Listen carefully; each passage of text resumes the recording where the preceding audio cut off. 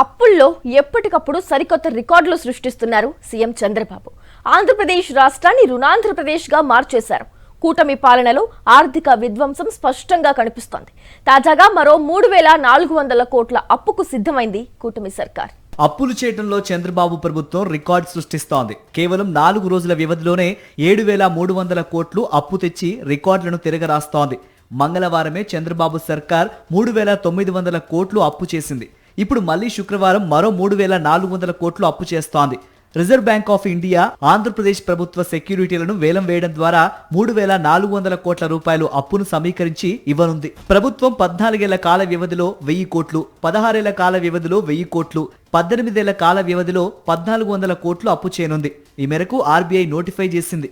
రాష్ట్ర ప్రభుత్వాలు శుక్రవారం చేరున్న అప్పులను ఆర్బీఐ ఈ నెల 24వ తేదీనే నోటిఫై చేసింది. అయితే ఆ జాబితాలో ఆంధ్రప్రదేశ్ను నోటిఫై చేయలేదు. చంద్రబాబు సర్కార్ విజ్ఞప్తి మేరకు ఏపీ చేరున్న అప్పులను కూడా ఆర్బీఐ బుధవారం రాత్రి నోటిఫై చేసింది. శుక్రవారం చేరున్న 3,400 కోట్ల అప్పుతో కలిపితే చంద్రబాబు ప్రభుత్వం కేవలం 22 నెలల్లోనే చేసిన అప్పు 3,40,621 కోట్లకు చేరనుంది. అంటే సగటున నెలకు 15,482 కోట్లు, రోజుకు 516 కోట్లు అప్పు చేసింది.